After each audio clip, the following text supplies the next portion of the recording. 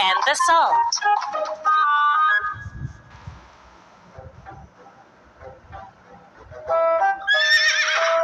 There once was a donkey that always carried bags on his back. One day, his master put bags of salt on his back. 2 and 3. Whoa! Why does my back feel so heavy today?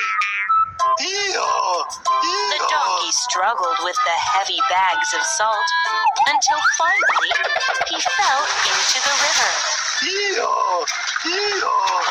Help me! Help me! The donkey splashed and splashed, but couldn't come out. Finally, he came out and was pleasantly surprised. All of the salt bags became light as air. If I go into the water with the bags, they will become lighter. The donkey was delighted at what he thought he discovered. A few days later, the master put more bags on the donkey's back. But this time, they were bags of cotton. The bags aren't very heavy today. As the donkey passed the river this time, he decided to purposely fall into the river. Yes! Now the bags will be even lighter. A little while later, the donkey tried to come out of the river. Oh my! What's this? I can't stand up. Why are these bags so heavy now? What the donkey didn't know is that unlike salt, cotton becomes heavier in water. The poor donkey thought he was so smart, but in the end, he wasn't very smart at all. The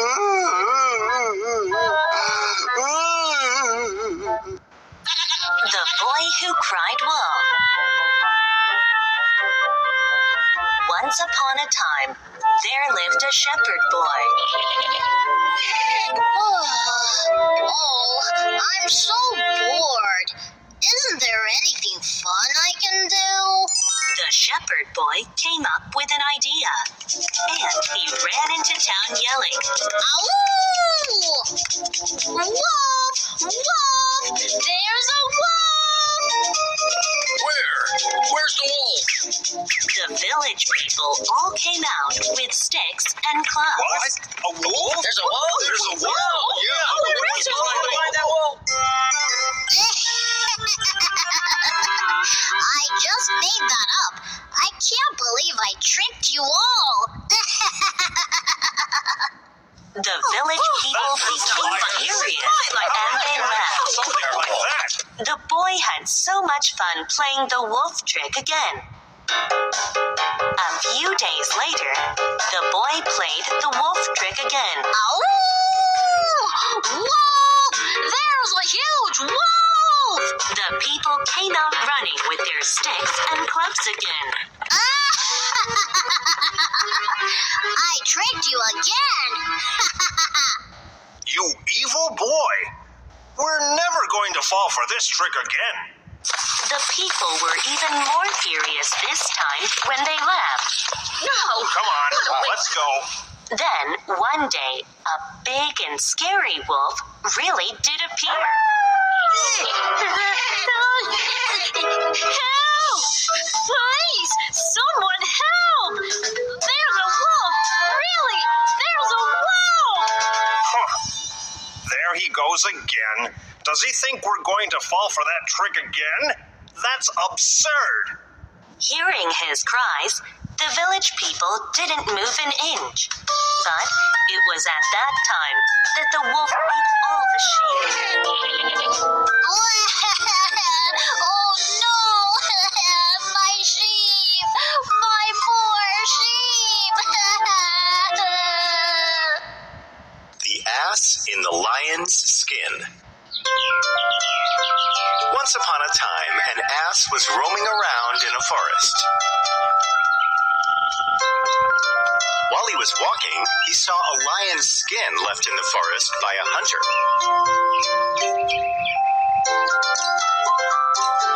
The ass was intrigued, and he dressed himself in it. He amused himself by hiding in a thicket and rushing out suddenly at the animals who passed that way. All the animals took to their heels the moment they saw him. He did the same again and again and again.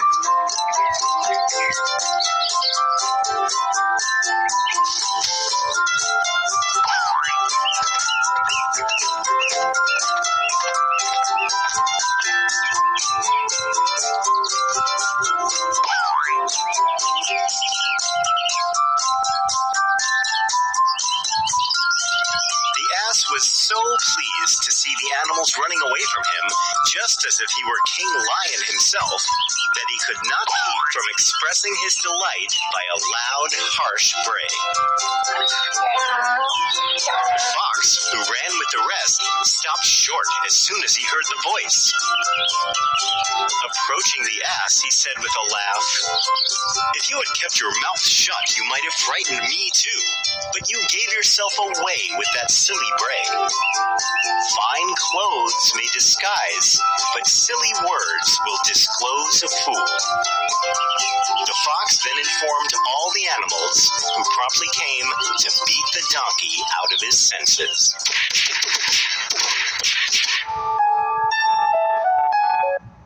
The Crow and the Pitcher. A crow, half dead with thirst, came upon a pitcher which had once been full of water. But when the crow put its beak into the mouth of the pitcher, he found that only very little water was left in it, and that he could not reach far enough down to get at it. He tried, and he tried, but at last had to give up in despair.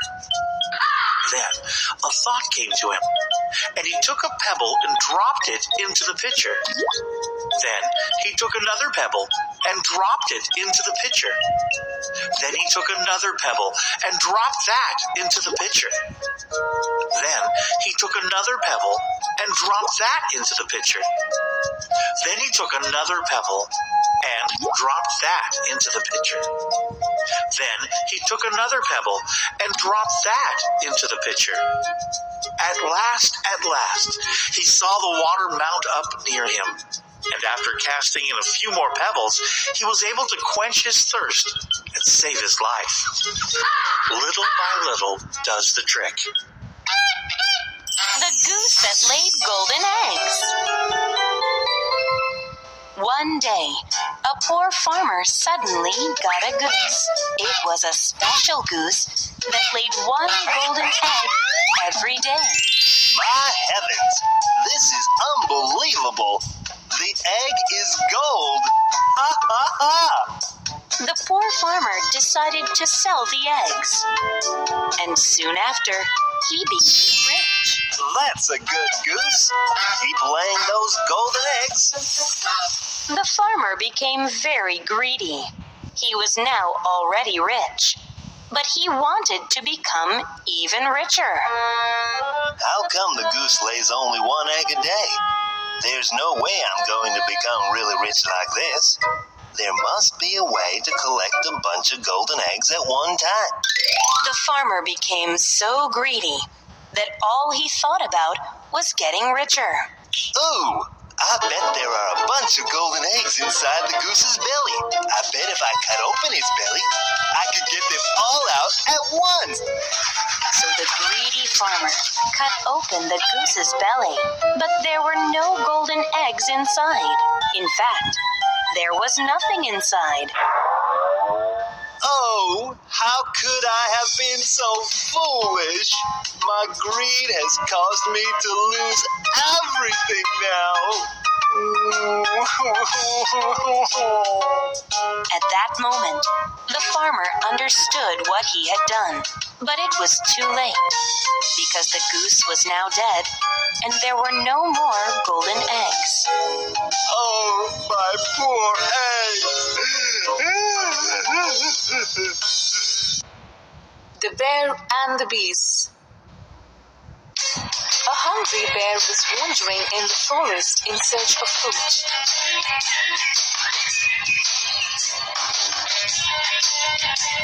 On the way, he came across a tree on which a honeycomb was hanging. The bear was delighted to see the honeycomb. He cautiously went closer and sniffed. In fact, the bear was trying to find out whether the bees were present there or had gone out to collect the honey. That very moment, a bee returned from outside after collecting honey. The bee sensed the danger, and so he immediately stung sharply on the nose of the bear before disappearing from there. The bear cried with pain. In fury, without thinking much, he raised his forelimbs and tried to destroy the honeycomb with his claws. As he touched the comb, thousands of bees came out and attacked on him. The poor bear fled from there as fast as his legs could carry him. They followed him with great speed. Finally, the bear could save himself from those menacing bees only by jumping into the forest water pool. Moral: it is always better to bear a little suffering. Once there were two good friends named Ron and John who decided to travel and see the world together. One day, they decided to go to the forest. The forest was so dense that they knew anything dangerous could happen to them at any time.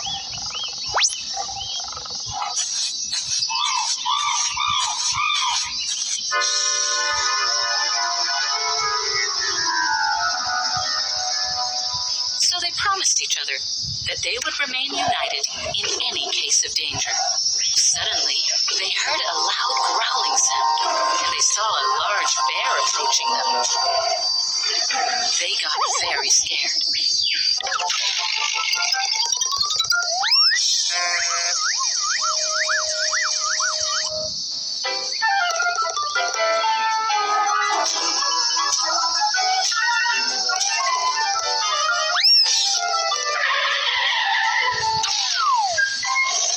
Ron quickly ran at once and climbed a nearby tree, leaving John behind.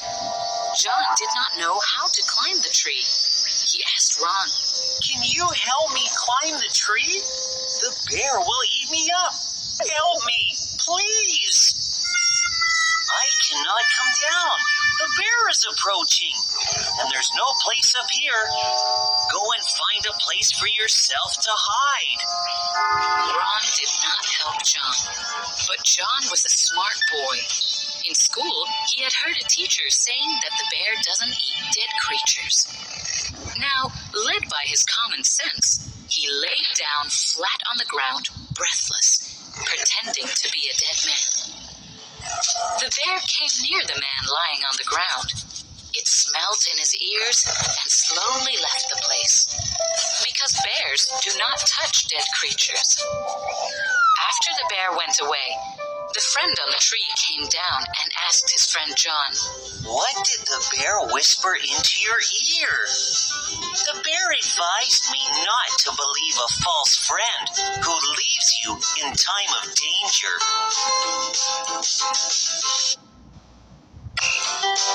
Once there were two good friends.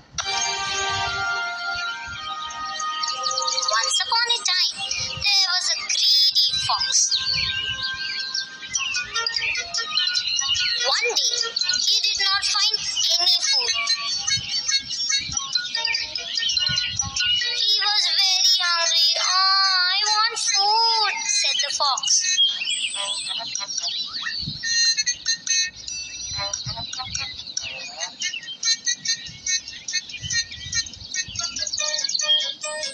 He saw a bunch of grapes hanging from a vine. His mouth watered. I want to eat these grapes. He jumped and jumped, but he could not reach the grapes. He jumped and jumped. Soon he grew tired.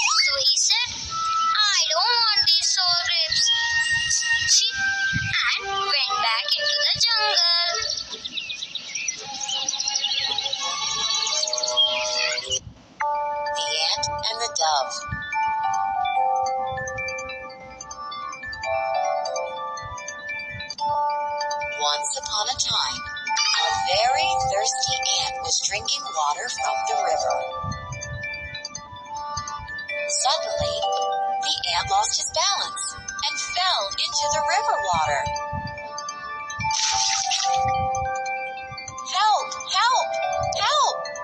cried the ant, but no one could hear his cries. A dove, sitting on a tree nearby, saw that the ant was in trouble. She quickly plucked off a leaf from the tree and dropped it into the water. "Help!" The ant climbed on the leaf. He thanked the dove for saving his life. After a few days, the dove was sitting on a tree. The ant saw a hunter aiming his arrow at the dove. The ant knew that his friend the dove was in danger. Ouch! It hit the hunter's leg. The hunter cried in pain. Ouch! The hunter's arrow missed the dove. This time, the ant saved the dove. The dove thanked the ant for saving her life, and they became friends forever. Moral of the story: one good deed deserves another. Now we'll listen to the story of a goat and a fox. Once by mistake, a fox fell inside the well. He tried his level best but couldn't come out of it. After some time, a goat reached near the well to drink some water. The goat saw the fox inside the well. She asked him, "Fox, Fox, what are you doing inside the well?" Seeing the goat, the fox thought of tricking. So he said to her, "You don't know? Everyone in the jungle is searching for a safer place to survive. It seems you haven't heard this news." News? What kind of news? But it's a fact that foxes are cunning. Why should I trust you? No, my dear, I'm not lying. You haven't got the news. The land is going to get affected by drought. As soon as I heard it, I came here. Here there's a lot of water. Why don't you also come inside the well? Trusting the fox, the foolish goat jumped into the well. And soon the cunning fox jumped out of the well with the help of goat's back. The goat was trapped inside the well. That's why it's better to think before we leave. The Fisherman and the Fish. Copyright Express Publishing. All rights reserved.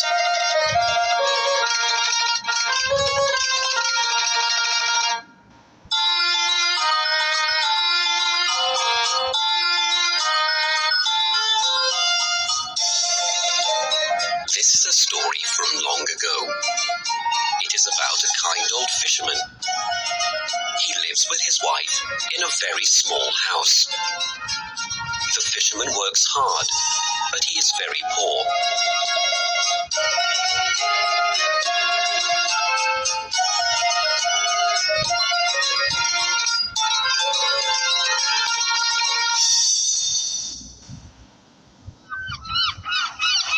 One day, the fisherman catches a small golden fish.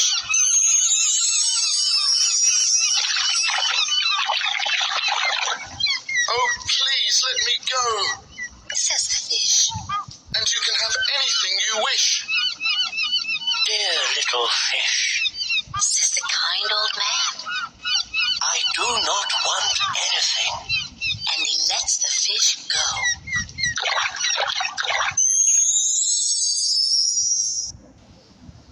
The birds, the beasts, and the bat. Many years ago, the birds and the beasts declared war against each other. No compromise was possible, and so they went at it. It was a terrible battle, and many animals died. Now, the bat had not openly joined either group, as he did not want to be caught on the losing side. So, when the birds asked which side he was on, the bat quickly replied, "I have wings. I am on your side, of course." And when the beasts asked who he supported, the bat responded, "With my sharp teeth and fur, it is obvious I am on the side of the beasts." The truth of it was that he did little to help either group, spending most of his time telling tales about the other. When the battle was over, the conduct of the bat was discussed at the peace conference. The birds and the beasts all turned angrily against the bat when they realized how many times the bat had changed sides and spread rumors.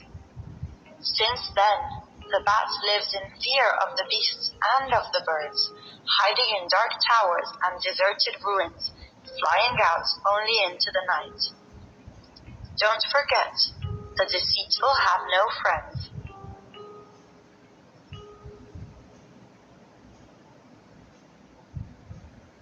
Once upon a time, there lived a mighty lion. He had ruled as king of the jungle for several years. There were secret rumors that the old lion was now frail and sick. Confined to his den, he made an announcement to his subjects. My dear old animals, I have served faithfully as your king for a long time. Now I am old and looking for a successor. Anyone wishing to pay homage to me should feel free to come to my den at any time. Many of the animals went in, not only to meet their old king, but also hoping that they could impress him enough to be chosen as the next leader of the jungle. The only animal that stayed away from the mighty lion's den was the fox. The lion, noticing his absence, sent one of his jackals to the fox. Please tell the fox that he should show the respect and charity due to the king of the jungle. He should visit me in my den, just like the rest of the animals. The jackal left the den and ran to see the fox. The fox told the jackal, "Please offer my sincere respect to our king. Also, tell him that there has been more than one occasion when I have come to see him at his abode." Why did you not come to see him this time? Asked the surprised jackal. My dear jackal, when I approached the den, I observed the footprints of the other animals. The footprints all pointed inwards, but there were none coming out. Since I was unable to get a satisfactory explanation for this unusual happening, I decided to forego the visit to the lion. The jackal, impressed by the fox's wit, walked away. The truth was that the lion was too old and frail to hunt for his food. Using his illness as bait, he would call the animals to his den and make them his easy prey. The Ant and the Grasshopper.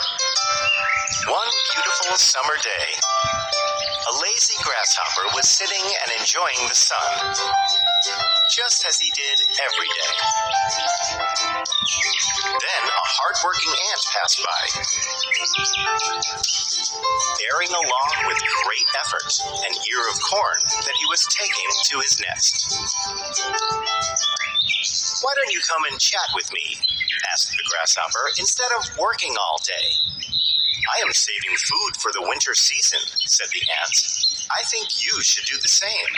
What will you eat when the weather gets cold? How will you feed your hungry household?" The grasshopper laughed and said, "You are always in such a hurry.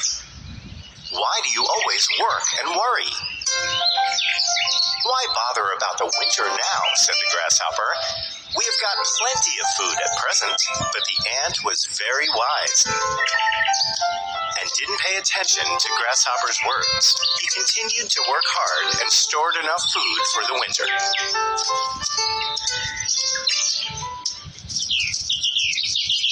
The winter came sooner than expected.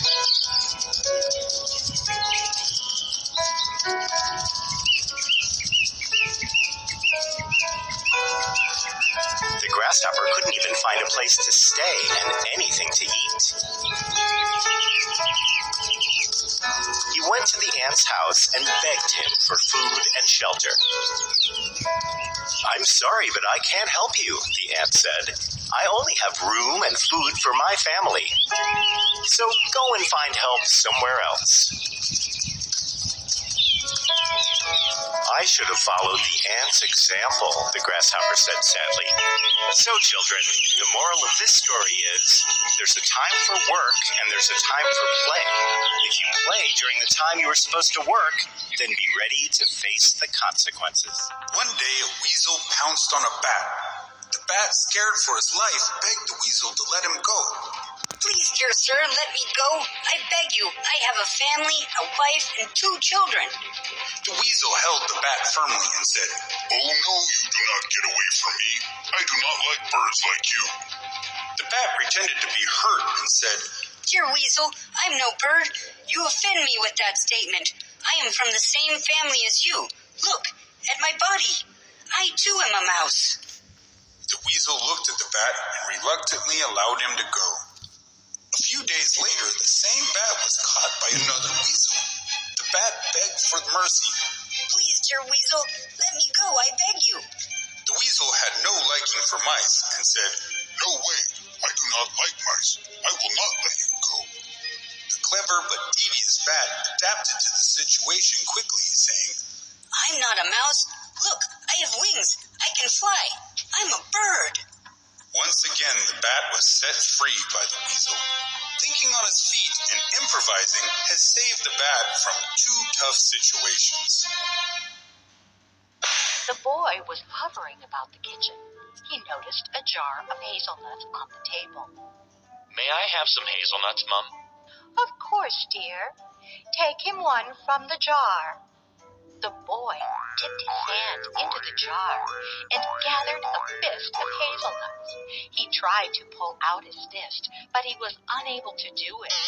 He began to cry, and his mother came to see what was wrong. "My hand is stuck and I can't move it," cried the boy. "Leave half of the nuts in the jar," said his mother.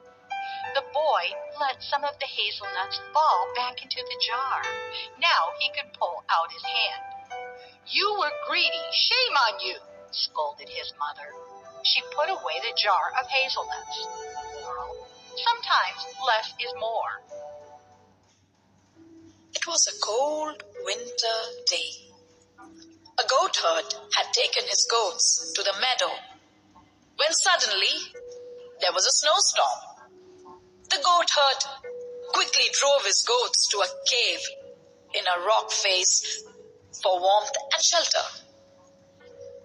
It so happened that some wild goats had already taken shelter in that cave. While they were all gathered together, the goat herd got the chance to see the wild goats. In comparison to his herd, these wild ones were bigger and more beautiful. Their sheer size and superior beauty left the goat herder in awe. All the food that the goat herder had collected, he gave it all to the wild goats because he was so fascinated by their beauty. The storm lasted for several days, and the tame goats that were not given any food soon began to die of hunger.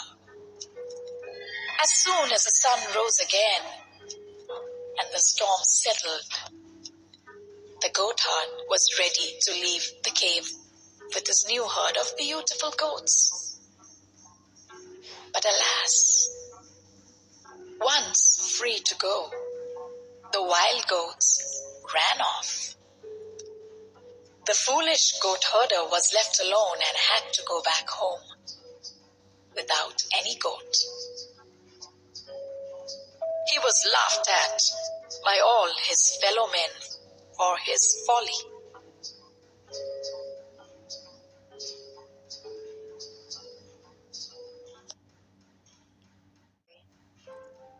Once upon a time, there was a widow who had 2 daughters.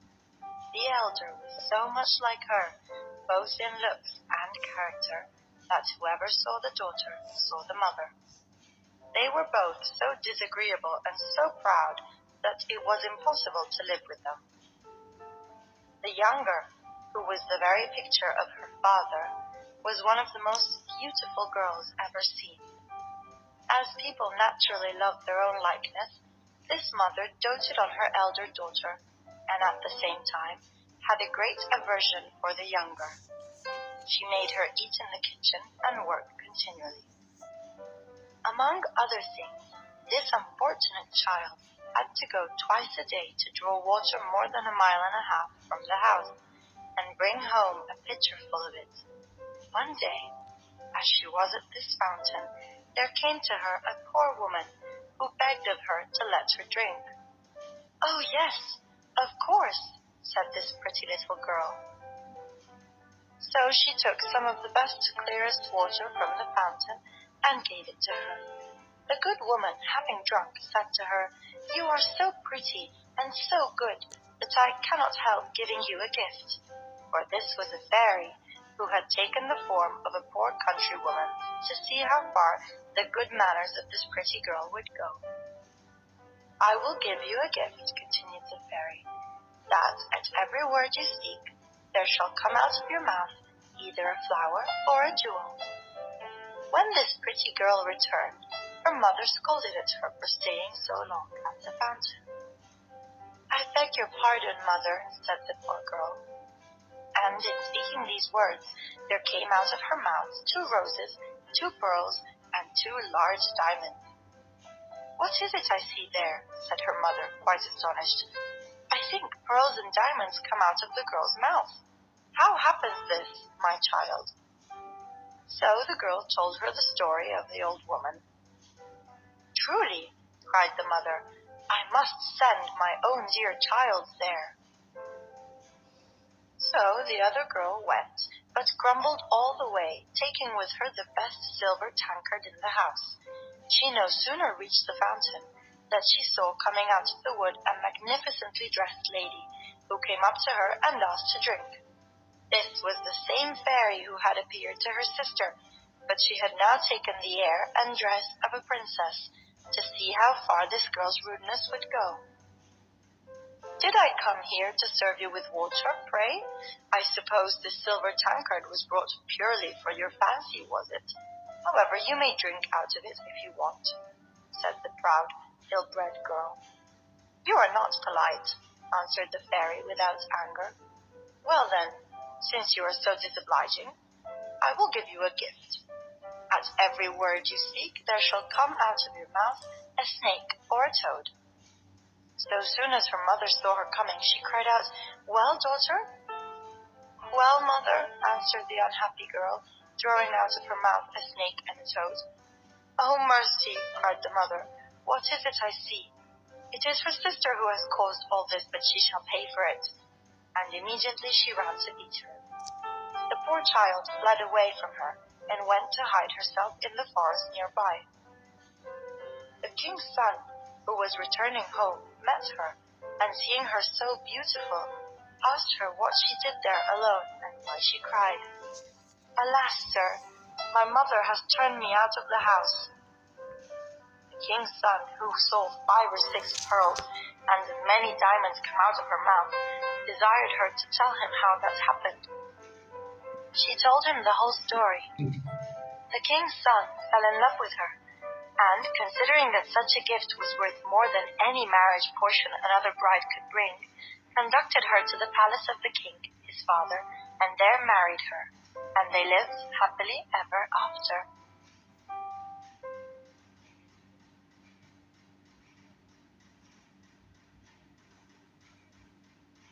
The Frogs and the Ox. An ox came down to a reedy pool to drink. As he splashed heavily into the water, he crushed a young frog into the mud. The old frog soon missed the little one and asked his brothers and sisters what had become of him. "A great big monster," said one of them, "stepped on little brother with one of his huge feet." "Big, was he?" said the old frog, puffing herself up. "Was he as big as this?" "Oh, much bigger," they cried. The frog puffed up still more. "He could not have been bigger than this," she said.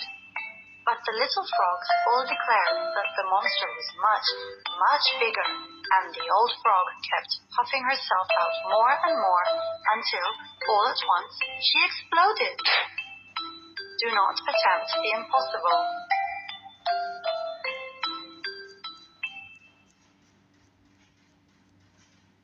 The Milkmaid and Her Pail. A milkmaid had been out to milk the cows and was returning from the field with the shining milk pail balanced nicely on her head. As she walked along, her pretty head was busy with plans for the days to come. "This good rich milk," she mused, "will give me plenty of cream to churn. The butter I make I will take to the market, and with the money I get for it I will buy a lot of eggs for hatching. How nice it will be when they are all hatched and the yard is full of fine young chicks. Then, when May Day comes, I will sell them, and with the money I'll buy a lot." Goldilocks and the Three Bears. Once upon a time, in a large forest, stood the cottage where the teddy bear family lived. Father Bear was very big. Mother Bear was middling in size, and only Baby Bear was a real teddy bear. Each bear had its own bed. Father Bear's bed was very big. Mother Bear's bed was middling in size, while Baby Bear had a very little bed. Beside the fireplace around which the family sat stood a large carved chair for Father Bear, a lovely blue velvet armchair for Mother Bear, and a very little chair for Baby Bear. Neatly laid out on the table stood 3 bowls, a large one for Father Bear, a smaller one for Mother Bear, and a little bowl for Baby Bear. Not far from their cottage lived a little fair-haired girl. But she was haughty and stuck up. One day, Mother Bear made a nice porridge. When it was ready, she said to the family, "It has to be left to cool now, otherwise it will taste horrible. That will take at least an hour. Why don't we go out?" Father Bear and Baby Bear would much rather have eaten the porridge, warm or not. But they went out with Mother Bear. A short time later, the little girl, whose name was Goldilocks, passed by the bear's house. "Oh, what an ugly house the bears have," said Goldilocks. "I'm going to look inside. It won't be beautiful like my house, but I'm dying to see where the bears live." Knock, knock. The little girl tapped on the door. Knock, knock. Not a sound. So Goldilocks went inside the house and saw the 3 bowls on the table. This is porridge," she said, dipping her finger into the bowl. She left the bowl empty on a messy table and went on exploring. Now then, this must be Father Bear's chair. This will be Mother Bear's chair, and this one must belong to Baby Bear. I'll just sit on it a while. With these words, Goldilocks sat herself down onto the little chair, which promptly broke. Goldilocks crashed to the floor, but she didn't care, and she went upstairs. There was no mistaking which was Baby Bear's bed. This is so comfortable," she said, bouncing on it. Then she yawned. "I think I'll lie down, only for a minute, just to try the bed." And in next to no time, Goldilocks lay fast asleep in Baby Bear's bed. In the meantime, the bears were on their way home. "Hurry," said Father Bear. "Someone's in our house. I can see the door open." And then he went into the kitchen and found that someone had eaten all the porridge. "Someone's been jumping up and down on my armchair," complained Mother Bear. "And someone's broken my chair," wailed Baby Bear. Who could it be? They ran upstairs and tiptoed in amazement over to Baby Bear's bed. In it lay Goldilocks, sound asleep. Baby Bear prodded her. "Who's that? Where am I?" shrieked the little girl, waking up with a start. Taking fright at the scowling faces of the bears bending over her, she clutched the bedclothes up to her chin. Then she jumped out of bed and fled down the stairs. "Oh, I have to go home," she told herself as she ran, forgetful of all the trouble she had so unkindly caused. But Baby Bear called her from the door, waving his arm. "Don't run away. Come back and play with me." From that day onwards, haughty, rude Goldilocks became a pleasant little girl. She made friends with Baby Bear and often went to his house to play.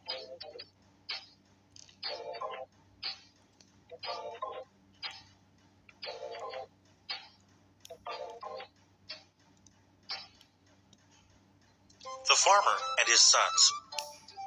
A father, being on the point of death, wished to be sure that his sons would give the same attention to his farm as he himself had given it.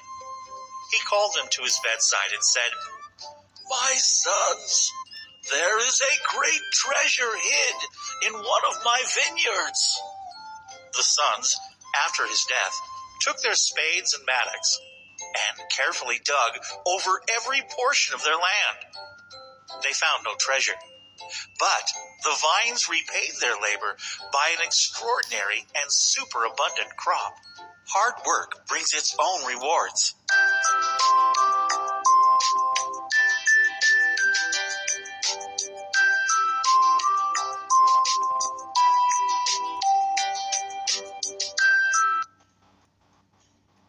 Little Red Riding Hood. There was once a sweet little girl who lived in a pretty little cottage at the end of the village. She always wore a red cloak with a hood, so people called her Little Red Riding Hood. One morning, Little Red Riding Hood's mother said, "Put on your things and go to see your grandmother. She has been ill. Take along this basket with food for her." It was a bright and sunny morning, so Little Red Riding Hood stopped to pick a bunch of flowers for her grandmother. Little Red Riding Hood wandered from her path, when from behind her a gruff voice said, "Good morning, Little Red Riding Hood." Little Red Riding Hood turned around and saw a great big wolf. "Where are you going, Little Red Riding Hood?" "I am going to my grandmother, who is ill, Mr. Wolf." Then Mr. Wolf said, "Good morning," and set off. After walking for a while, the wolf reached Little Red Riding Hood's grandmother's house. He opened the door and walked in where the grandmother lay in bed. He made one jump at her, but she jumped out of bed and into a closet. So the wolf put on the cap which she had dropped and crept under the bedclothes. In a short while, Little Red Riding Hood knocked at the door and walked in, saying, "Good morning, grandmother. I have brought you food, and here is a bunch of flowers I gathered in the wood." As she came nearer to the bed, she said, "Why, grandmother, what a big mouth you have." "All the better to eat you up with, my dear," he said, as he sprang at Little Red Riding Hood. Just at that moment, 2 hunters were passing by the cottage and heard her scream. They rushed in and killed the wolf, and everybody was happy that Little Red Riding Hood had been saved. And Little Red Riding Hood learned her lesson.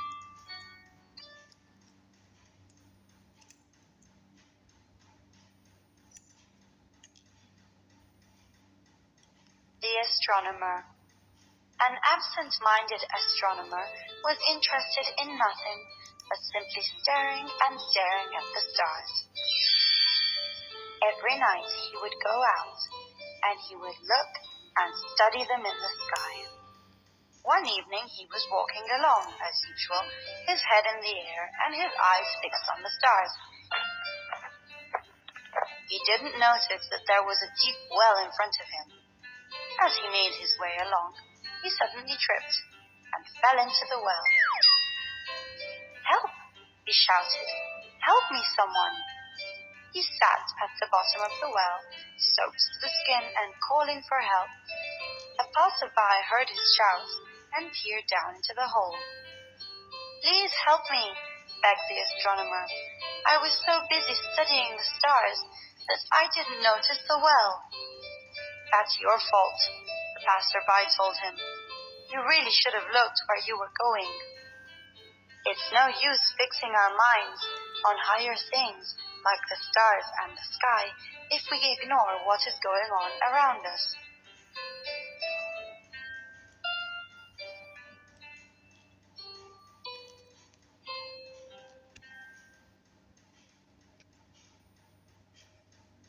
The Crab and His Mother. A crab lived with his mother at the bottom of the sea. The mother crab was very, very proud of her son, but she was always nagging and nagging at him to do better. One morning she noticed her son scuttling across the seabed in the sideways motion that crabs have. "I wish you would walk forwards," said the mother crab. "It would look so much nicer." "I will, mother," answered the son, "if you will show me how." The crab tried and tried and tried, but she found that she too could only walk sideways, as crabs can only walk sideways. And so she finally gave up and didn't criticize her son any longer. We should not criticize people for what is not their fault. One day, a dog was wandering around looking for food. He spied a butcher's shop and went quickly in and stole a nice, fat, juicy bone from the shelf. Happily munching on the bone, he ran into the forest. He soon came across a bridge. As he crossed the bridge, he looked down into the river, and lo and behold, what did he see? He saw another dog, exactly like him, holding a bone in his mouth. The greedy dog decided that he wanted that bone too. So he growled, hoping that the other dog in the river would drop the bone out of fear. He would then grab the other bone and run away with two bones. But as he gave out a loud snarl to scare off the other dog, the bone fell from his mouth into the river, lost forever. The dog, in his greed, had mistaken his own reflection in the river for another dog carrying a bone.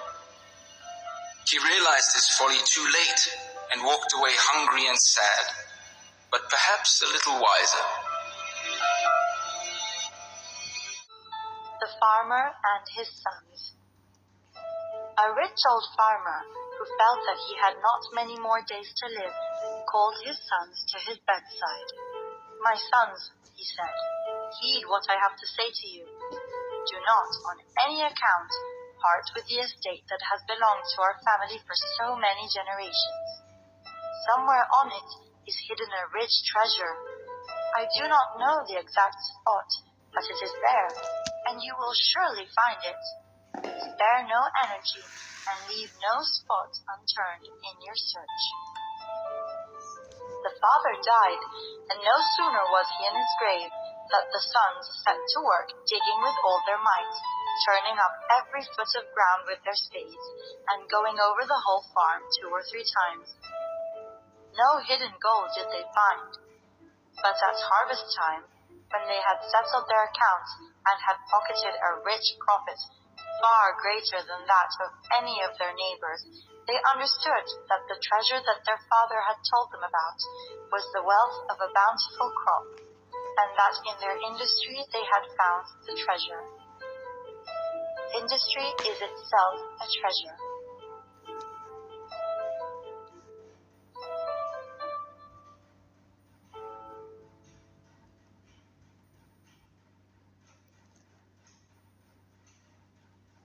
Once upon a time, there lived a fox. He was cunning, as well as mischievous. One day he met a stork and invited him to dine at his house.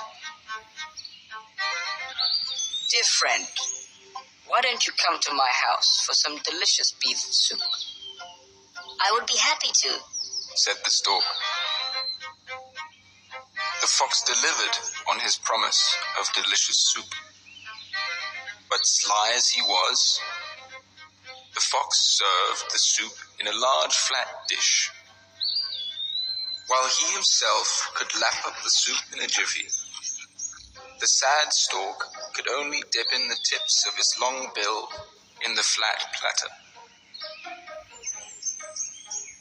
I made the soup myself.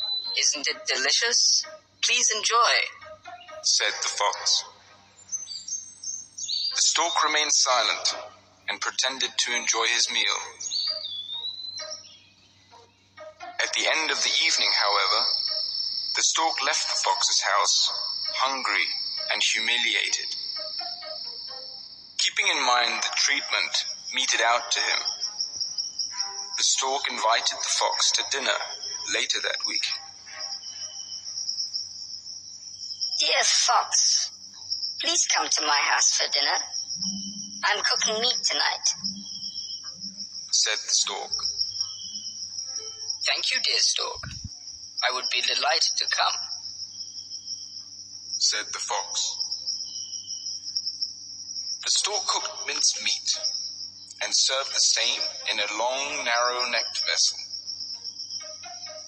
While the stork could easily munch away on the meat, the cunning fox was forced to be content, licking the remains of what ran down the side of the vessel. Did you enjoy the dinner that I made especially for you, my dear friend? Asked the stork, with a mischievous smile on his face. The fox remembered his mean trick on the stork, and had to admit that the clever stork had outwitted him on this occasion. The stork had exacted his revenge with style and confidence. One day, the hare and the tortoise decided to have a race. The hare was making fun of the tortoise. He said, You are so slow. It will take you days to reach anywhere. Is that so, you arrogant hare? Let's have a race and see who is faster. The angry tortoise decided to challenge the hare and teach him a lesson. The hare was amused and looked at the whole thing as a joke. They decided on the racing path and chose the fox as the umpire. The rivals started as expected. The speedy hare soon left the tortoise far behind. Having reached halfway, the hare decided to take a break. What a lovely summer day it is.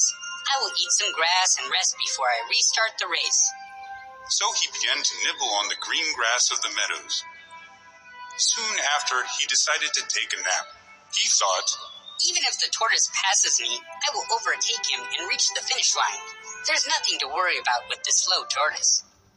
The tortoise plodded on, unwavering, unhesitating, towards his goal in his resolve to beat the hare. The hare, in the meantime, had overslept. When he awoke, he realized that the tortoise had overtaken him by quite a distance. He cursed and ran as fast as he could. When he reached the finish line, the tortoise was already there, waiting for the hare's late arrival. The hare learned his lesson. Never make fun of anyone's weakness. Pride and arrogance will always lead to your downfall. The hare accepted his defeat graciously and apologized to the tortoise for his rude behavior. The Hares and the Frogs. Hares as you know, are very timid. The least shadow sends them scurrying in fright to a hiding place. Once they decided to die rather than live in such misery. But while they were debating how best to meet their death, they thought they heard a noise and in a flash were scampering off to the warren. On the way, they passed a pond where a family of frogs was sitting among the reeds on the bank. In an instant, the startled frogs were seeking safety in the mud. "Look," cried a hare, "things are not so bad after all, for here are creatures who are afraid even of us." However unfortunate we may think we are, there is always someone worse off than ourselves. The Hares, the Hound, and the Hare. A hare was playing happily on her own in a field when suddenly a dog came bounding up to her.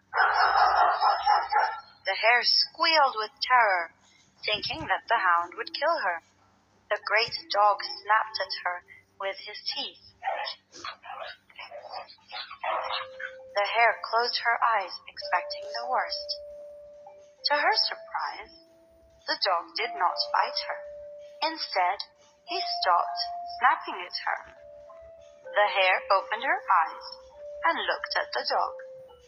"Come and play with me," invited the dog, wagging his tail. "Certainly not," snapped the hare. "I wouldn't dream of it." "Why not?" asked the disappointed hound. "Because I don't know what to make of you," replied the hare.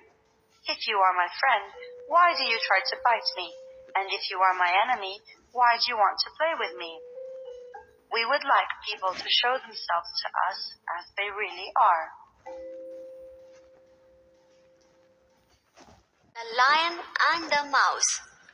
A lion was sleeping under a tree.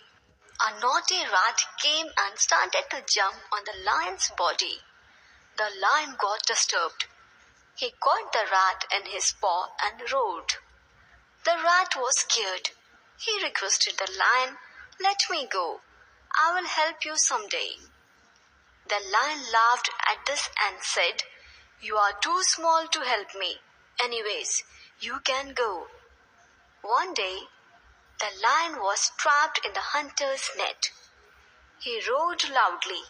Hearing his voice, the rat came out of his hole. He quickly ignored the net and set the lion free. The lion said to the rat, "Thank you. I was wrong. Even two small creatures can do a big job." The Donkey, Fox, and the Wolf. Once a young donkey was eating in the field. A fox saw the donkey and came closer. "Hi there. I've never seen you before. Who are you?" Hi, I carry heavy loads around here. "Oh, I see. What's your name?" My name? It's on my foot. Would you like to take a look? If I lean over to take a look, he might just kick me. Never mind. I better get going now.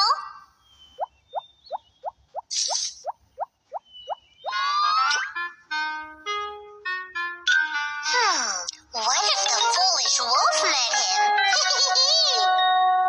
The fox went to the wolf right away.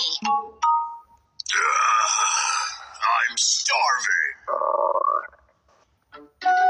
Hey, Wolf, you look so hungry. I think I just saw a young and chubby fellow over there. Oh, really? I must go and see it.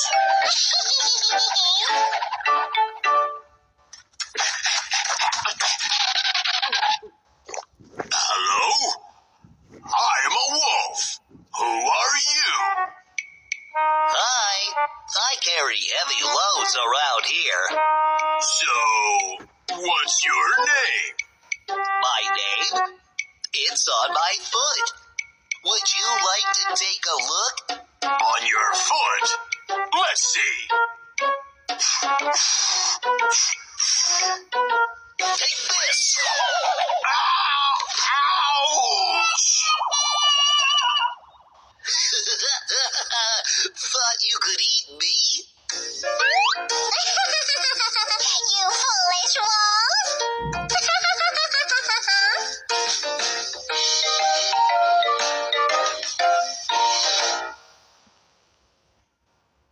Oh, hi there. Hope you enjoyed the video. Subscribe to our channel and be the first to see our newest videos. Click here to subscribe. The Ugly Duckling. The little duckling was very sad because he thought he was the ugliest amongst all his brothers and sisters. They would not play with him and teased the poor ugly duckling. One day, he saw his reflection in the water and cried, "Nobody likes me. I am so ugly." He decided to leave home and went far away into the woods. Deep in the forest, he saw a cottage in which there lived an old woman, her hen, and her cat. The duckling stayed with them for some time, but he was unhappy there and soon left. When winter set in, the poor duckling almost froze to death. A peasant took him home to his wife and children. The poor duckling was terrified of the children and escaped. The ugly duckling spent the winter in a marshy pond. Finally, spring arrived. One day, the duckling saw a beautiful swan swimming in the pond and fell in love with her. But then he remembered how everyone made fun of him, and he bent his head down in shame. When he saw his own reflection in the water, he was astonished. He was not an ugly duckling anymore, but a handsome young swan. Now he knew why he looked so different from his brothers and sisters. They were ducklings, but I was a baby swan, he said to himself. He married the beautiful swan and lived happily ever after. The Little Match Girl. It was very cold one winter's evening. The snow fell and it was almost dark. It was the last day of the year. A little match girl was walking down the street. Her name was Gretchen. She had no hat and no cloak. She was very cold. Gretchen had a lot of matches in her old apron. She had a little bunch in her hand, but she couldn't sell her matches because no one would buy them. Poor little Gretchen. She was cold and hungry. The snow fell on her hair, but she did not think about that. She saw lights in the houses and smelled good things cooking. She said to herself, "This is the last night of the year." Gretchen got colder and colder, and she was afraid to go home. She knew her dad would whip her if she did not take some money to him. So Gretchen sat down on a doorstep. Her little hands were almost frozen. She took her match and lit it to warm her hands. The match looked a little like a candle. Gretchen thought she was sitting by a big stove. It was so bright. She put the match near her feet to warm them. Then the little light went out. She didn't think she was by the stove anymore. So Gretchen lit another match. Now she thought she could look into a room, and in this room was a table full of food. The light went out, and she was in the cold again. So Gretchen lit a third match. She thought she was sitting by a Christmas tree. Very many candles were on the tree, and it was full of pretty things. Then she saw a star fall. "Someone is dying," said little Gretchen. Her grandma had been very good to the little girl, but she was dead. The grandma had said, "When a star falls, someone is going to heaven." The little girl lit another match. It made a big light. Gretchen thought she saw her grandma. She never looked so pretty before. She looked so sweet and happy. "Oh, Grandma," said the little girl, "take me. When the light goes out, you will go away. The stove and the turkey and the Christmas tree, they all went away." So Gretchen lit a bunch of matches. She wanted to keep her grandma with her. The grandma took the little girl in her arms. They went up, up, where they would never be cold or hungry. The next day came. Some men found the little girl in the street. She was dead. In her hand were the burned matches. They said, "Poor little thing, she froze to death." They didn't know how happy she was with her grandma.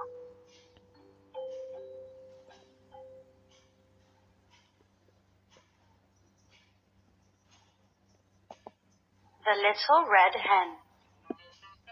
The little red hen was in the farmyard with her chickens when she found a grain of wheat.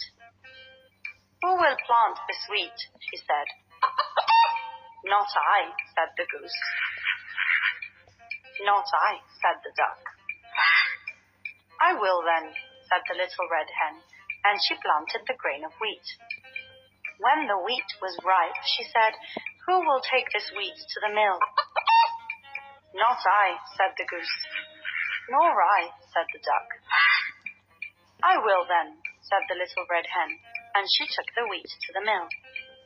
When she brought the flour home, she said, "Who will make some bread with this flour?" "Not I," said the goose. "Not I," said the duck. "I will then," said the little red hen. When the bread was baked, she said, "Who will eat this bread?" "I will," said the goose. "I will," said the duck. "No, you won't," said the little red hen. "I shall eat it myself." Cluck, cluck. And she called her chickens to help her.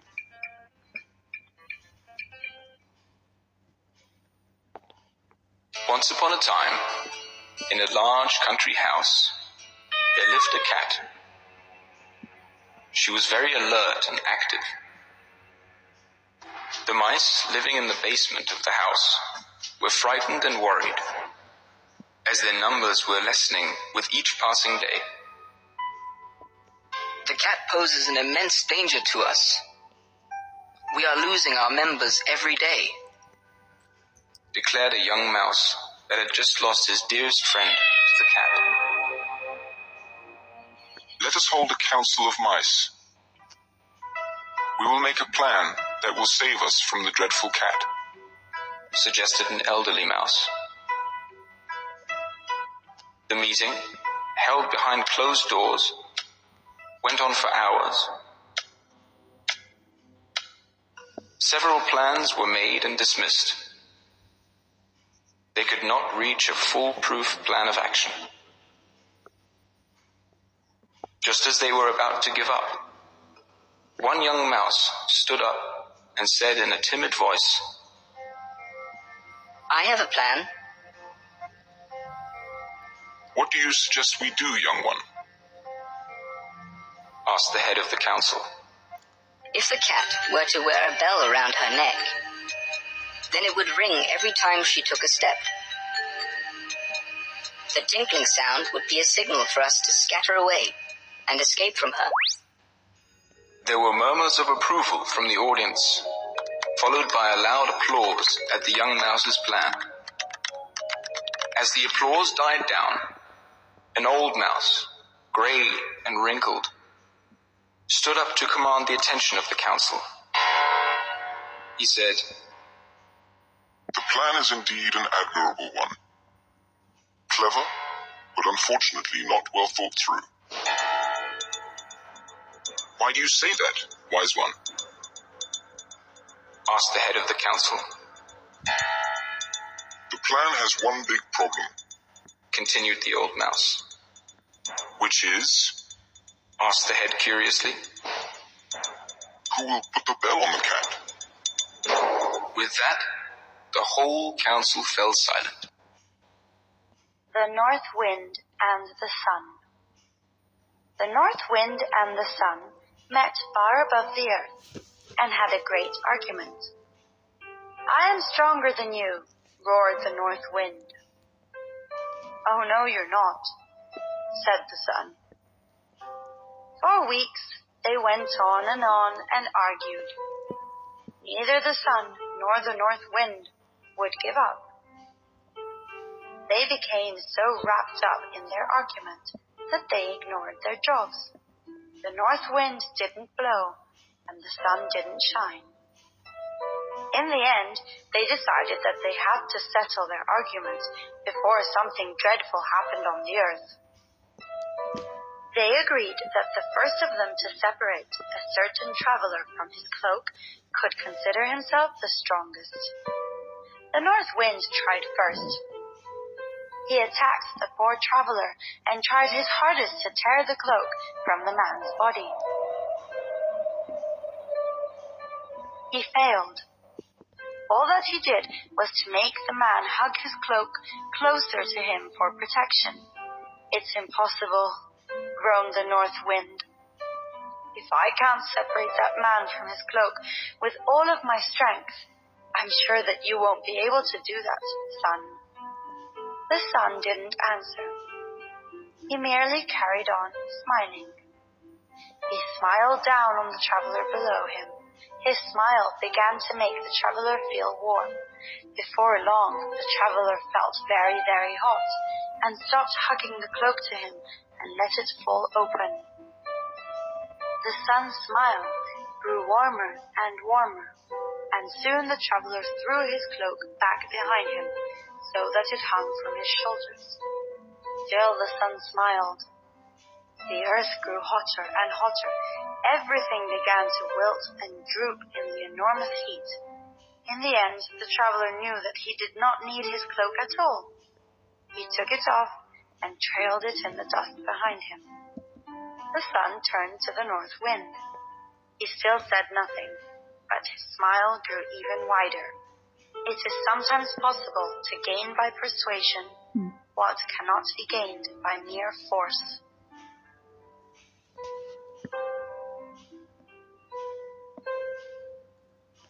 Princess and the Pea. There once was a prince, and he wanted a princess. But then she must be a real princess. He traveled right around the world to find one. But there was always something wrong.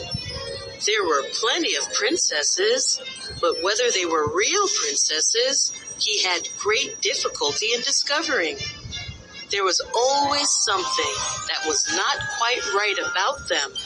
So at last, he had come home again, and he was very sad because he wanted a real princess so badly. One evening, there was a terrible storm.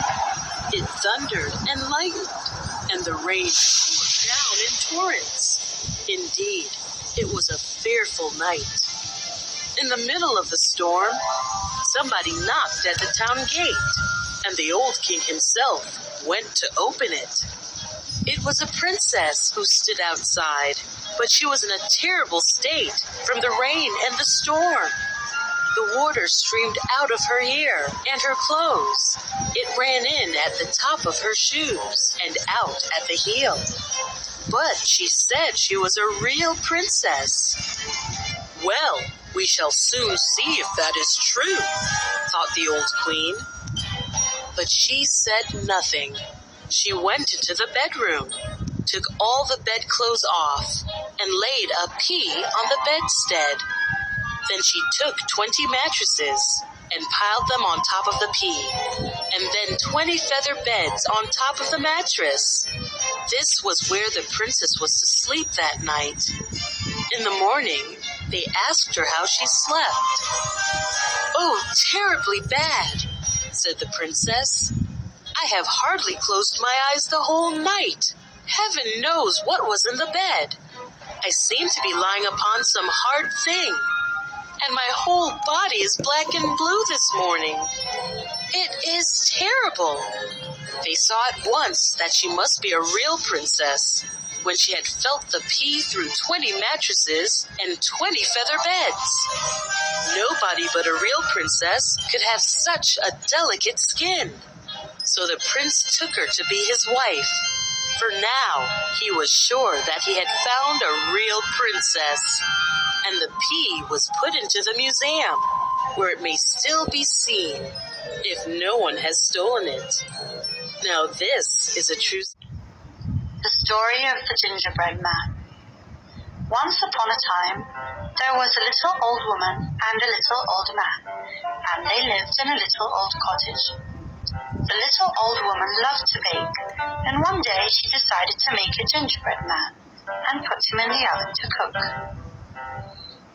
When the gingerbread man was crisp and brown, the little old woman opened the oven door.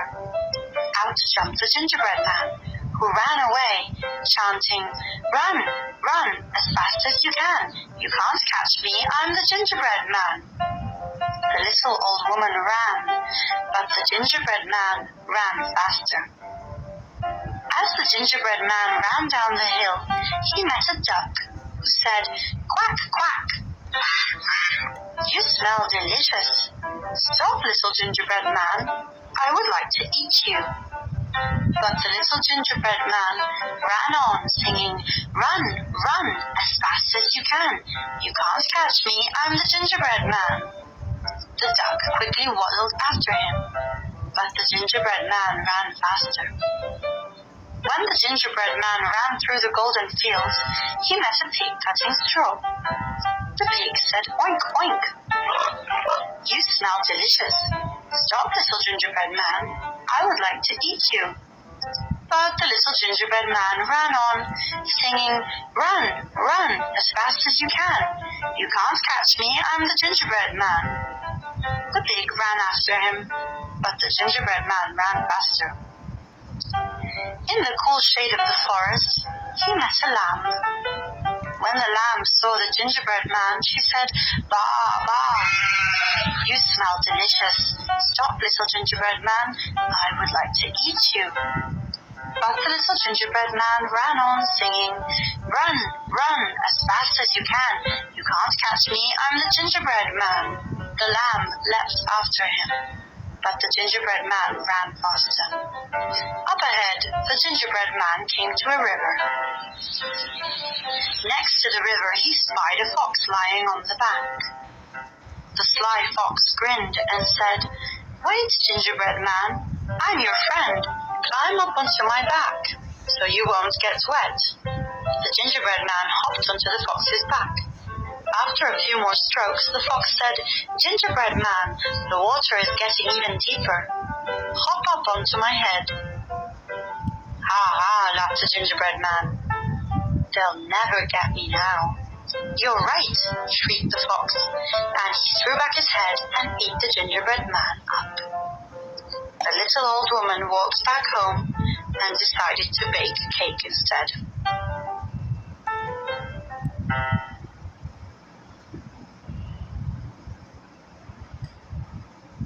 The Three Billy Goats Gruff. Once upon a time, 3 goats lived together in a field on a hillside. They were the 3 Billy Goats Gruff. There was a big Billy Goat Gruff, a middle Billy Goat Gruff, and a little Billy Goat Gruff. Beside the Billy Goats' field ran a river. One day they decided to cross it and eat the grass on the other side. But first they had to go over the bridge. Under the bridge lived a big, ugly troll. First, little Billy Goat Gruff stepped onto the bridge. Trip, trap, went his hoof. "Who's that tripping over my bridge?" roared the troll. "It is only I, little Billy Goat Gruff, going across the river to make myself fat," said little Billy Goat Gruff in such a small voice. "Now I'm coming to gobble you up," said the troll. "Oh, please don't eat me, I'm so small," said little Billy Goat Gruff. "Wait for the next Billy Goat, he's much bigger." "Well, be off with you," said the troll. A little while later, Middle Billy Goat Gruff stepped onto the bridge. Trip, trap, went his foot. Who's that tripping over my bridge? Roared the troll. It is only I, Middle Billy Goat Gruff, going across the river to make myself fat, said Middle Billy Goat Gruff, whose voice was not so small. Now I'm coming to gobble you up, said the troll. Oh no, don't eat me, said Middle Billy Goat Gruff. Wait for the next Billy Goat. He's the biggest of all. Very well, be off with you, said the troll. It wasn't long before Billy Goat Gruff, the big one, stepped onto the bridge. Trip, trap, went his hooves, and the bridge groaned under his weight. Who is that tramping over my bridge? Roared the troll. It is I, Big Billy Goat Gruff, said Big Billy Goat Gruff, who had a rough, roaring voice of his own. Now I'm coming to gobble you up, said the troll, and at once he jumped onto the bridge, very lean and very hungry. But Big Billy Goat Gruff was very tough and strong. He put down his head and charged the troll and butted him so hard that the troll flew high into the air and then fell down and splashed into the middle of the river. And the great ugly troll was never seen again. Then Big Billy Goat Gruff joined Middle Billy Goat Gruff and Little Billy Goat Gruff in the field on the far side of the river. There they got so fat that they could hardly walk home again.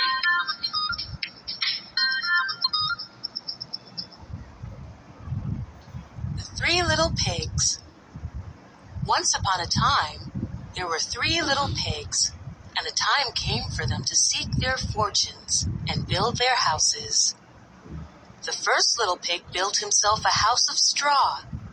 The middle brother decided to build a house of sticks. It wasn't either a very strong house, but the third pig, the oldest, decided to build a house of bricks. He did not mind hard work because he wanted a strong house, because he knew that in the woods nearby there was a wolf who liked to catch little pigs and eat them up. When the 3 houses were finished, the 3 little pigs were happy dancing and singing. Who is scared of Furious Wolf? Furious Wolf, Furious Wolf, who is scared of Furious Wolf? Just as the first little pig reached his door, out of the woods popped up a big, bad wolf. The little pig squealed with fright and slammed the door. Little pig, let me come in, cried the wolf. Not by the hair of my chinny chin chin, said the little pig. Then I'll huff, and I'll puff, and I'll blow your house in, roared the wolf.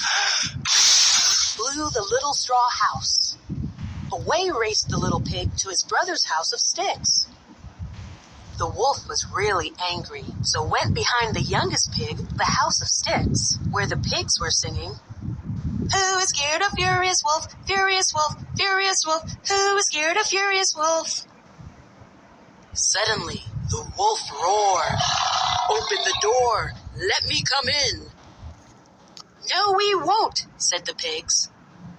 Then I'll huff, and I'll puff, and I'll blow down your house, roared the wolf. Blew down the little house of sticks. The 2 little pigs raced away to his big brother's house of bricks and started to sing, Who is scared of Furious Wolf? Furious Wolf, Furious Wolf, who is scared of Furious Wolf? This made the big wolf perfectly furious. Open the door, little pigs. Let me come in. No, we won't. Then I'll huff, and I'll puff, and I'll blow down your house. But he couldn't blow down the little house of bricks. He decided to climb and get in through the chimney. So he climbed, jumped down, and fell right into a kettle of boiling water. He sprang straight up the chimney again and raced away into the woods. The 3 little pigs never saw him again and spent their time in the strong brick house, dancing and singing. Who is scared of Furious Wolf? Furious Wolf, Furious Wolf. Who is scared of Furious Wolf? City Mouse and Country Mouse. One day, the Country Mouse was expecting his cousin from the city to come and visit. Knock knock. The Country Mouse ran towards the door excitedly. "Hello, dear cousin," he said, and gave his cousin a big hug and made him sit down at a late table. "I'm so glad to see you. Come on, let's have dinner. And you tell me how life is treating you." "My dearest cousin, thank you. Thank you for your warm welcome," the City Mouse said. He took a quick look at the table, which had only a few dry berries and walnuts on it. "Come, visit me, and I will give you such a wonderful treat that you will never want to come back to the country again." After a few days, the Country Mouse visited his cousin in the city. His cousin met him near a big store. The store had fruits, bread, cheese, and many other things. The Country Mouse was astonished. "Let's have a real dinner now, dear cousin," the City Mouse said, and was just about to tuck in when a cat attacked the dinner table. The two mice had to wait for the cat to take what she wanted and leave. "Oh, this was close. Things like this shouldn't bother you too much. It's a part of city life," said the town mouse apologetically. They tried again. This time, they couldn't even touch their food because a dog ran towards them, and the two cousins had to run for their lives again. The Country Mouse said, "Dear cousin, thank you for your hospitality. There was plenty of food, but we can never sit and dine properly. I would rather go back to the country where I can enjoy my dinner in peace." Moral: be happy with what you have. The Honest Woodcutter, from Aesop's Fables. Long, long ago lived a poor woodcutter. He went to the forest every day to cut wood. One day, as he was cutting wood, his axe fell into the river. "Oh no! How will I work without an axe?" cried the woodcutter. All of a sudden, a fairy appeared. "Is this yours?" she asked, holding up a silver axe. "No," replied the woodcutter. "Is this yours?" the fairy asked, holding up a gold axe. "No," said the woodcutter. "Is this yours?" asked the fairy, holding up a wooden one. "Yes, yes," cried the woodcutter, happy to have his axe back. "You told the truth, so take the gold and silver axes too," said the fairy.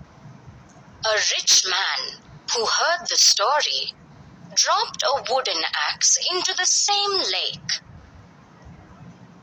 "Is this yours?" asked the fairy, holding up a silver axe. "Yes," said the rich man. "No, it is not, and you know it," said the fairy, and went away into the deep water. The rich man learned that one must always tell the truth. The Wild Boar and the Fox. A wild boar was sharpening his tusks busily against the stump of a tree when a fox happened by. Now, the fox was always looking for a chance to make fun of his neighbors, so he made a great show of looking anxiously about, as if in fear of some hidden enemy. But the boar kept right on with his work. "Why are you doing that?" asked the fox at last with a grin. "There isn't any danger that I can see." "True enough," replied the boar. "But when danger does come, there will not be time for such work as this. My weapons will have to be ready for use then, or I shall suffer for it." Preparedness for war is the best guarantee of peace. The Wolf and His Shadow. A wolf left his lair one evening in fine spirits and an excellent appetite. As he ran, the setting sun cast his shadow far out on the ground, and it looked as if the wolf were 100 times bigger than he really was. "Why," exclaimed the wolf proudly, "see how big I am! Fancy me running away from a puny lion! I'll show him who is fit to be king, he or I." Just then, an immense shadow blotted him out entirely, and the next instant, a lion struck him down with a single blow. Do not let your fancy make you forget realities. The Wolf and the Goat. A hungry wolf saw a goat nibbling grass at the top of a hill. "What a good dinner you would make," said the wolf to himself, licking his lips hungrily. He walked forward and looked longingly up at the goat. He was not nearly as good as climbing as the other animal. There was no way in which he would climb the cliff and eat the goat. Somehow he had to persuade the goat to come down. "Good morning, Madam Goat," he called out, putting out his best smile. "Please be careful. It's so high on that cliff. I should hate you to be hurt. I'll tell you what. Why don't you come down here where the grass is fresh and green? I speak to you as a friend." The goat was not stupid. She looked down at the wolf and shook her head.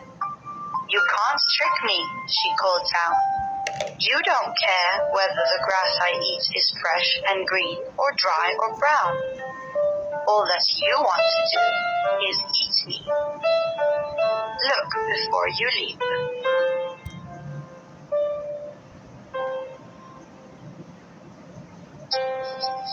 Why the bear has a short tail. One cold morning, when the fox was coming up the road with some fish, he met a bear. "Good morning, Mr. Fox," said the bear. "Good morning, Mr. Bear," said the fox. "The morning is brighter because I have met you." "Those are very good fish, Mr. Fox," said the bear. "I have not eaten such fish for many a day. Where do you find them?" "I have been fishing, Mr. Bear," answered the fox. "If I could catch such fish as those, I should like to go fishing, but I do not know how to fish." "It would be very easy for you to learn, Mr. Bear," said the fox. "You are so big and strong that you can do anything. Come to this pond, and I will show you how to fish through the ice." So the fox and the bear went to the frozen pond, and the fox showed the bear how to make a hole in the ice. "This is easy for you," said the fox, "but many an animal could not have made that hole. Now comes the secret. You must put your tail down into the water and keep it there. That is not easy, and not any animal could do it, for the water is very cold.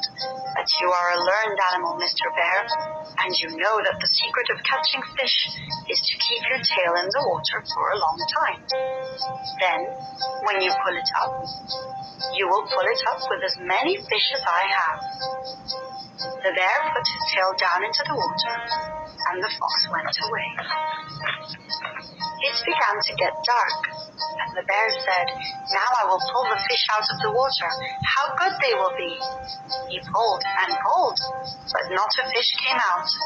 Worse than that, not all of his tail came out, for the end of it was frozen fast to the ice. He went slowly down the road, growling angrily. "I wish I could find that fox." But the cunning fox was curled up in his warm nest, and whenever he thought of the bear, he laughed. Why the fish lives in the water. Many years ago, when King Io was ruler of Calabar, the fish used to live on the land. He was a great friend of the leopard and frequently used to go to his house in the bush, where they had a lot of fun together. Now, the leopard had a very beautiful wife, with whom the fish fell in love. And after a time, whenever the leopard was absent in the bush, the fish used to go to his house, and the wife and the fish used to be together. Until at last, an old woman who lived near informed the leopard what happened whenever he went away. At first, the leopard would not believe that the fish, who had been his friend for so long, would play such a low trick, but one night he came back unexpectedly and found the fish and his wife together. The leopard was very angry and wanted to kill the fish, but he thought that because they had been friends for so long, he would not deal with him himself, but would report his behavior to King Io. This he did, and the king held a big meeting at which the leopard stated his case quite shortly. But when the fish was put upon his defense, he had nothing to say. So the king, addressing his subjects, said, "This is a very bad case, as the fish had been the leopard's friend and had been trusted by him, but the fish has taken advantage of his friend's absence and have betrayed him." The king therefore made an order that for the future the fish should live in the water, and that if he ever came on the land, he should die.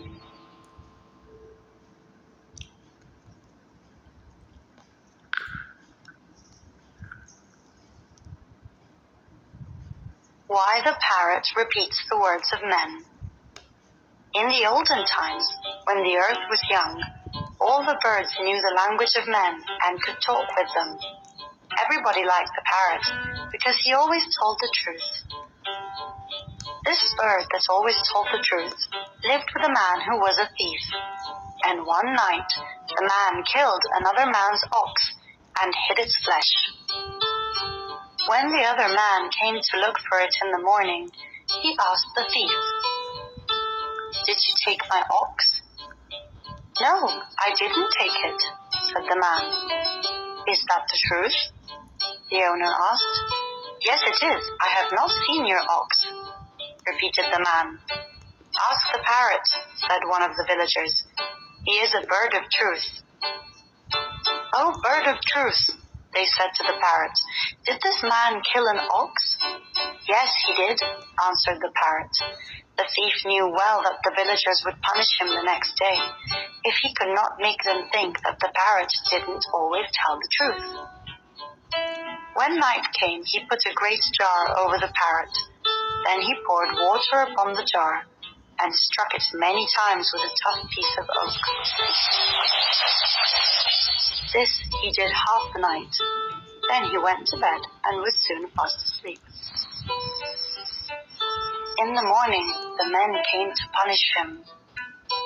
"How do you know that I killed the ox?" he asked. "Because the bird of truth said that you did." "The bird of truth," he said. "That parrot is no bird of truth. He will not tell the truth even about what happened last night. Ask him if the moon was shining." "Did the moon shine last night?" the men asked. "No," answered the parrot. "There was no moon, for the rain fell, and there was a great storm in the heavens. I heard thunder half the night." "This bird has always told the truth before," said the villagers. "But there was no storm last night, and the moon was bright. What shall we do to punish the parrot?" they asked the thief. "I think we will no longer let him live in our homes," answered the thief. Yes, said the others, he must fly away to the forest.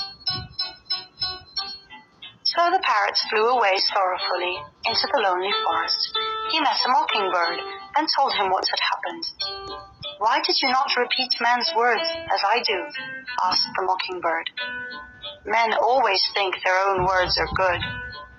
But the man's words were not true, said the parrot. That is nothing, replied the mockingbird, laughing. Say what they say, and they will think you are a wonderful bird.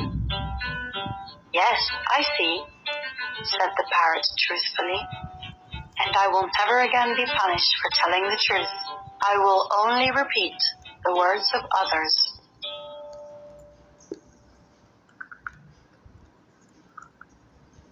Why the sun and moon live in the sky. Many years ago, the sun and water were great friends, and both lived on the earth together. The sun very often used to visit the water, but the water never returned his visits. At last, the sun asked the water why it was that he never came to see him in his house. And the water replied that the sun's house was not big enough, and that if he came with his people, he would drive the sun out. He then said, If you wish me to visit you, you must build a very large house, but I warn you, it will have to be a tremendous place, as my people are very, very numerous and take up a lot of room. The sun promised to build a very large house, and soon afterwards he returned home to his wife, the moon, who greeted him with a broad smile when he opened the door. The sun told the moon what he had promised the water, and the next day commenced building a huge house in which to entertain his friend. When it was completed, he asked the water to come and visit him the next day. When the water arrived, he called out to the sun and asked him whether it would be safe for him to enter, and the sun answered, Yes, come in, my friend. The water then began to flow in, accompanied by the fish and all the water animals. Very soon, the water was knee-deep, so he asked the sun if it was still safe, and the sun again said, Yes, so more water came in. When the water was level with the top of a man's head, the water said to the sun, Do you want more of my people to come? And the sun and the moon both answered yes, not knowing any better. So the water flowed on until the sun and the moon had to perch themselves on the top of the roof. Again, the water addressed the sun, but receiving the same answer, and more of his people rushing in, the water very soon overflowed the top of the roof, and the sun and the moon were forced to go up into the sky, where they have remained ever since.